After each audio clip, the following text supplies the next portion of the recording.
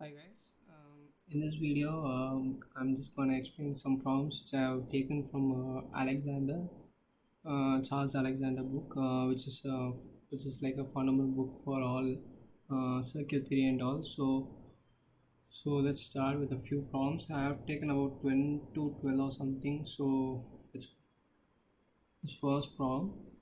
um, we have to find all the current through we have to find the current through each branch given in this circuit, that is in the R3, then in the R2, R1 and R4. So we are going to use a nodal analysis in this case, where we have been given two current inputs. One is I1 and I2. One is of 10 milliamperes and another one is of 50 milliamperes. As we can see, these are the inputs that are given, that is I1, I2, R1, R2, R3 and R4. And using KCL, that is Kirchhoff's current law, that is the current passing through a node is equal to the sum of or to say the current passing through a node uh, is equal to the current passing of outside the node. So all are the same. The current never changes when it passes through a node. So using KCL, as you can see from the circuit, I1 minus V1 minus 0 by R1, this can be obtained by using nodal analysis. As you can see, we have taken the basic node as this ground source over here. So we are taking the basic node, reference node as this ground source, and we are doing this problem. So this source gives a current of 10 milliampere, which is or to say I1, and this node is taken as V1, and both the voltage across these points, these junctions are the same.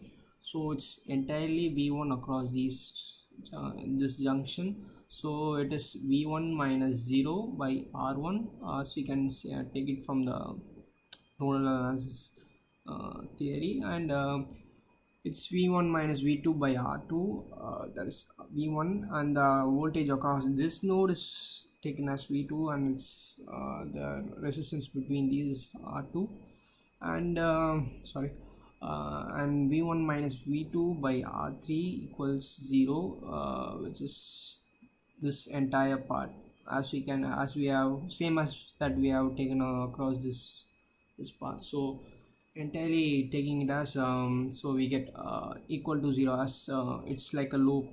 um, so it gives us 0, and solving further, we get this equation, where we get this. And also we have taken in terms of I2, where this current passes through this loop and etc. So we have also taken another equation over here.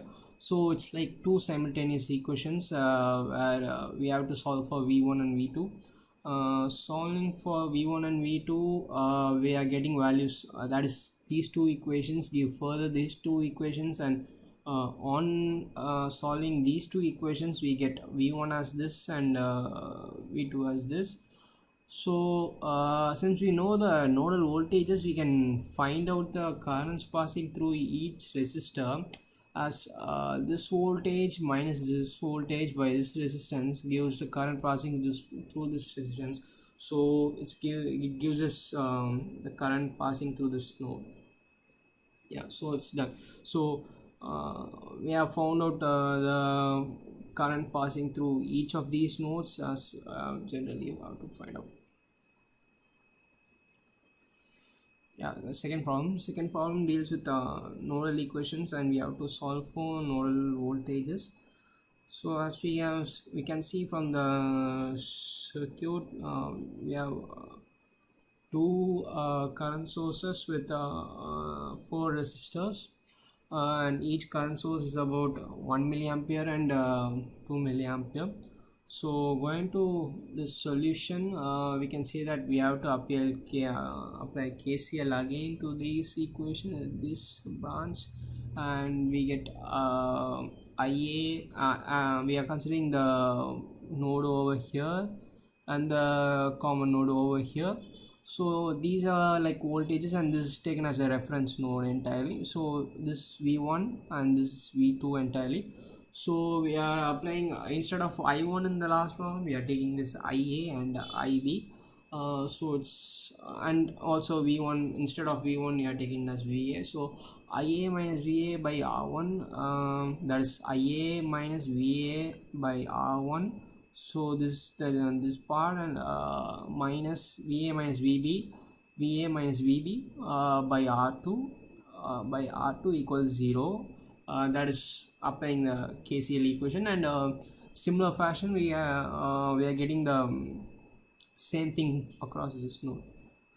So it's like having two equations, and same similar to the last problem, we are solving these equations and getting two equations again, that is simplifying these two equations, and substituting the values, that is given values like 500 ohms, 2.2 k ohms, and 4.7 k ohms. We get these equations, two equations, and further solving this, we get V equals 1.667 volts and VB equals 2 volts. Next problem. So in this problem, we have to find the nodal voltage, that is the voltage across, to say this one, I think, yeah, this one. So in this part we have to use KCL again. That is, they are also given given this is a dependent source, so it's like 3 times or something as per the question. Sorry, it's the question is not clear in this part, so it's 2 times, and we have to apply KCL in this case. So applying KCL to this node, we get Vx minus V by R1 plus I minus V1 minus V3 by R2. That is this part entirely, taking this as a reference node, and this is the only node over here. So it's like considering only the current through this loop and this loop separately. So taking in that to that in account, so we have this equation, and since we have this is a separate part, since it's a dependent source and this is a separate part, so we have to apply a separate equation for that one, and substituting the given values in that, we further get these equations, two simultaneous equations, and solving those, we get the values of V and V3. Next one. So we have to compute the open circuit voltage, that is the voltage across V and VB, this one. So in this case, this is a simple problem. So we have to compute the voltage that is flowing, voltage across this R3.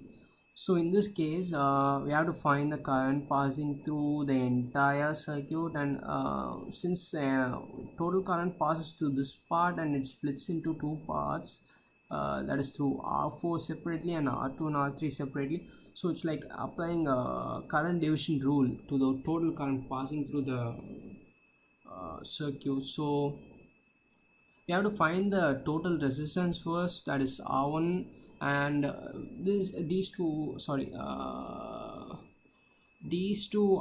and R3 are in series, so it gives us total resistance of 30 across this line, and 10 across this line, and these two are in parallel, so 10 and 30 in parallel. So we get about some resistance, and summing that with R1 gives us a resistance. We can also use nodal analysis or KCL in this part, where we get 12 minus V1 by 1 minus V by 10 minus V minus VA, that is VA they are taking this part, and they are taking V as this part, and this is the reference node.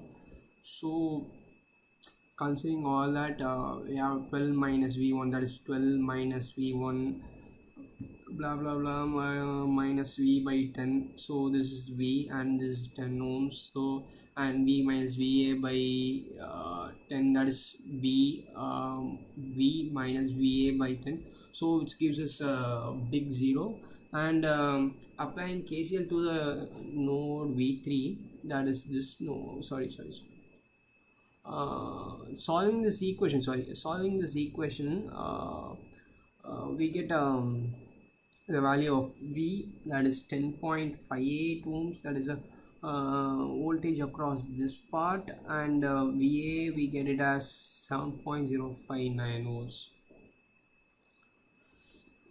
Okay, the next one, you have to find the Norton equivalent of the circuit in which the terminal of the terminal A and B. So with respect to the terminal A and B, so it's like just the usual thing. You have to find the net resistance with the voltage source shorted, and we have to find the net resistance across this A and B.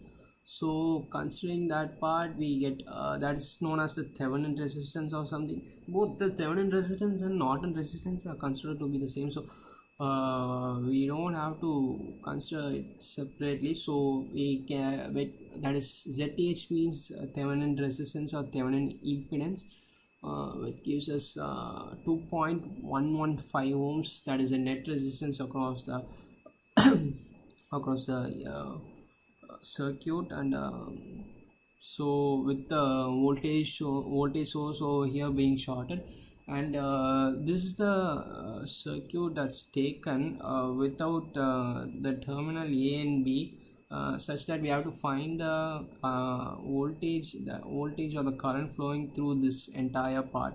So that current passing through that is R3 and R4 gives us the current that should be taken for the Norton circuit. So in that case, we have to in this case we are applying KCL across each loop, and that gives us 9i1 minus 3i2 minus i3 equals 0 across this first loop, and minus 3i1 plus 5i2 minus 2i3 across the second loop, and this third loop, I minus i1 minus 2i2 plus 3i3 equals minus 8. Minus 8 is the voltage source across here. So solving these three equations, we get i1, i2 and i3, and which gives us current across these things. And we have to just draw and since we know the current across this part, that is i2, we have to, that i2 is used as the Thevenin current, and this ZTH is also known, which is 2.115 ohms resistance. So these two give us the Thevenin Norton circuit. So that's it, yes. So next one, we have to find the Thevenin equivalent circuit. So in this case, we have to take the reference node is taken as this one. So in this case, we are taking this node over here as the VA, and this is VB. So see, as given, this can be also taken as a load resistance. So in this case, we are having RTH. We have to find the RTH equivalent, which is about 29 by 9 ohms. That is about 3.2 something. And we should also find the VTH by just calculating the voltage across this R2. So that is calculated by applying KCL and finding out the voltage across that. It gives us 9i equals 3, that is I is the current passing through each of this, that is R3, and which gives us VTH as 16 volts around the total of 36 volts. So this 16 volts gives us the VTH, that is the voltage source in the Thevenin circuit, and the RTH is about 39 by 9 ohms. So the resultant Thevenin circuit is this one, where the VTH is 16, RTH is 3.22, and the load, that is the load resistance, or to say we can assume anything in this case. Since they have just given the Thevenin equivalent circuit, we can take it as R1 or R2 or R3 or R4.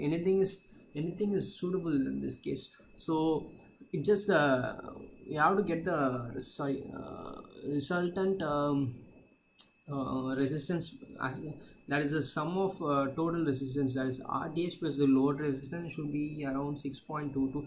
That's the correct thing to be got, and VTH should be around 16.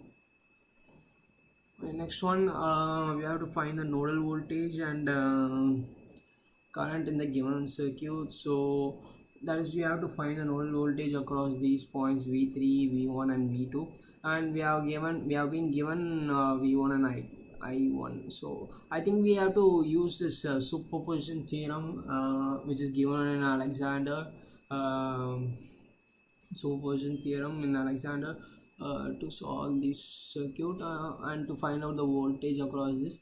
Since the voltage, according to superposition theorem or reciprocity theorem, we can just swap these two, or just take it, remove this part and find out the voltage across each node and solve. So either of the methods are suitable for this problem. So in this case we have taken superposition theorem, and we have solved by taking three separate circuits, that is three separate loops, that is this one, this one and this one.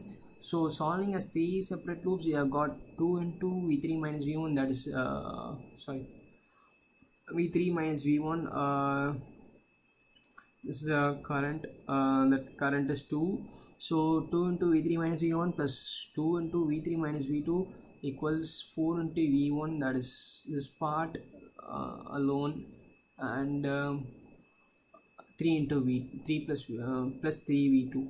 So solving this equation, we get 6V1 plus 5V2 minus 4V3 equals 0. That is, this entire loop is taken into account in this case.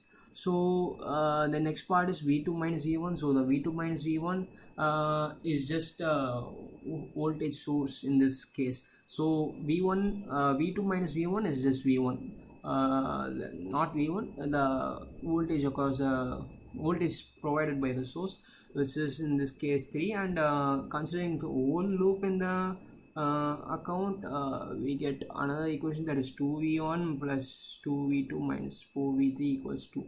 So considering the converting these in the matrix form, since it's easier to solve in the matrix form, we take this matrix where 6 5 minus 4 minus 1 1 0 2 2 minus 4, and taking the inverse of this matrix over here and multiplying, we get the solution for V1, V2 and V3, where V1 is minus 11 by 7, V2 is 10 by 7 and V3 is minus 4 by 7. So we get the required current, that is, we have got the nodal voltages in this case, and the current in the given circuit, that is current passing through this point through this V2, is given by 5V2 minus 2V3. So that's about 50 by 7 plus 8 by 7, which is about 8.28.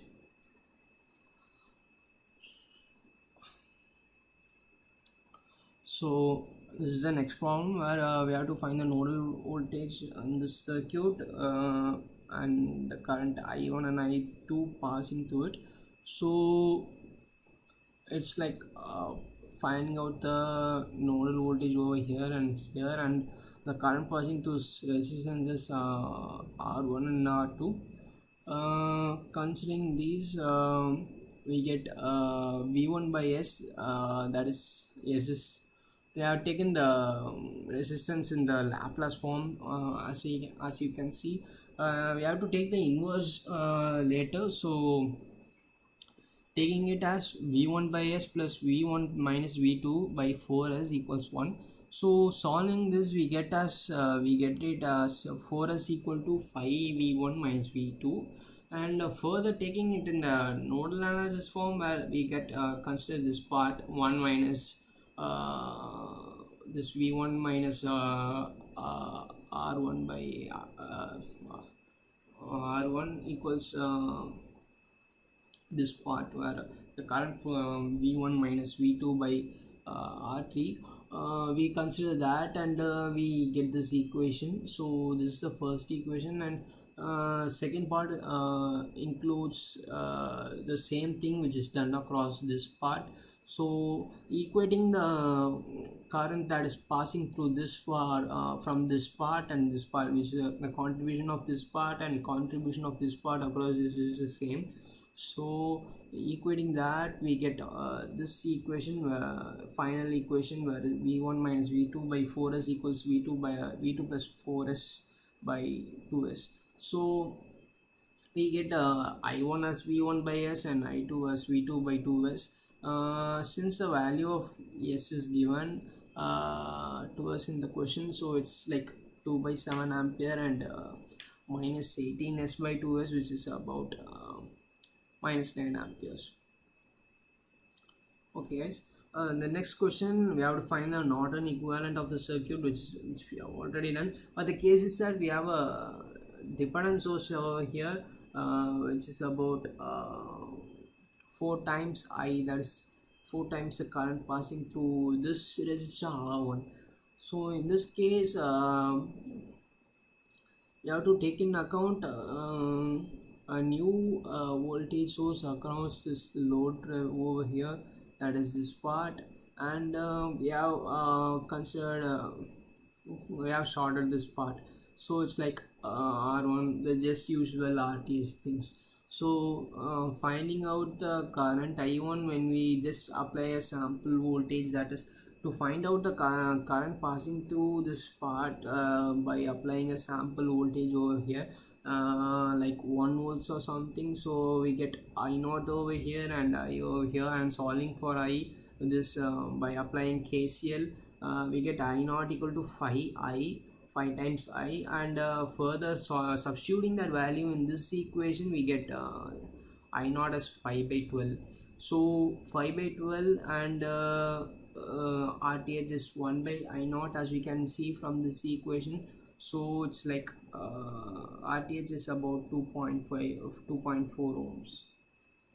Now coming back to this part where we have to find the Norton current, we have to assume the same thing, where we have to plug this, we have to short this entire thing.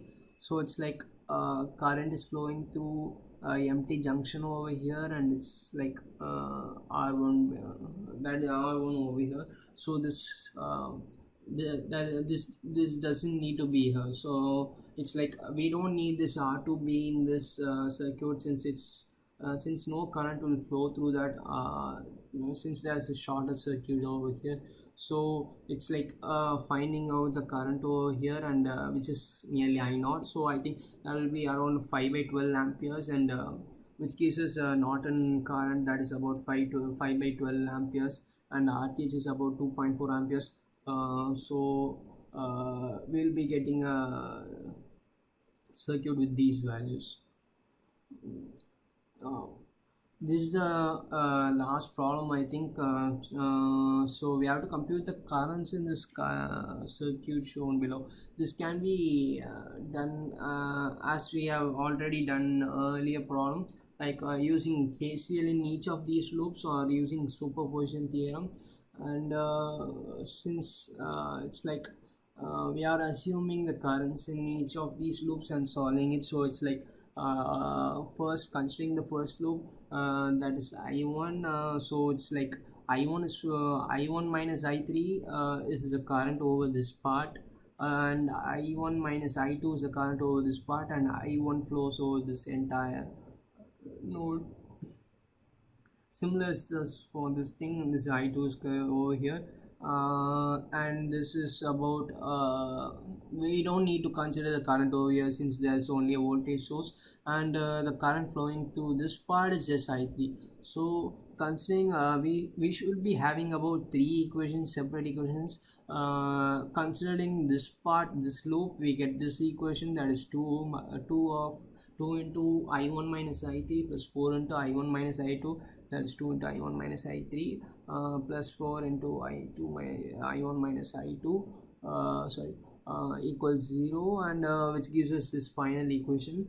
Similarly, for this equation where we have a voltage source, so we will be having a constant value in this equation. So it'll be around like 2i3 plus 2i2, sorry, it's i2, wrongly written, put it as 3, minus 2i1 equals minus 3. So in this case we have got another one, and the final one, that is for this loop, we have minus 6i1 minus 4i2 minus 2i3 equals 0. So solving all these three equations, we which gives us this pair, solving these three equations, we get i1 and i2 and i3. In this one, we have to find the Norton equivalent for the circuit. As usual, we are having a dependent current source across this junction, which makes a difference since it's near to the load and not parallel to the current source or something. So it's like a new type, and we have to consider that is RTH. We are giving as usual a sample voltage of about 1 amperes in this, and finding out the current that is passing through that dependent source, being given by the dependent current source. So finding out that current and finding out the RTH, that is RTH or RN, which is both the same. We get RN as about 1.5, since it's about since 6 and 2 are in parallel, and this doesn't need to be considered for RTH. So it's like 1.5 ohms resistance over here, and considering the current part, we have to assume a 1 ampere current over here, and so it's like applying the KCL for two different loops over here.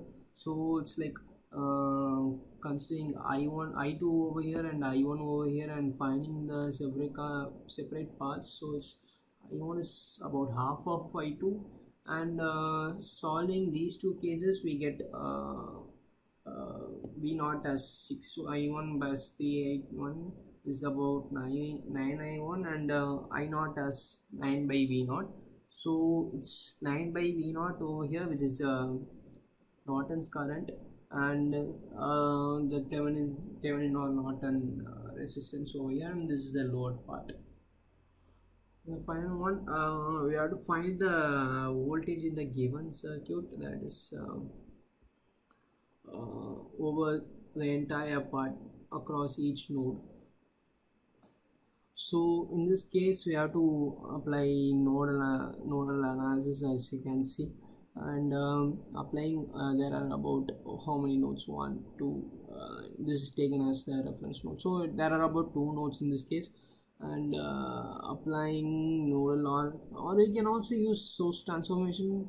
Like we can transform the source into a voltage source, considering these two cases, where we'll be having around these two we can pair these two and make it as a voltage source, and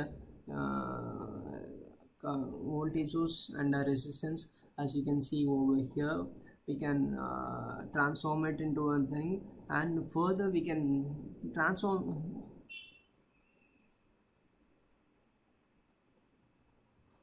further transforming,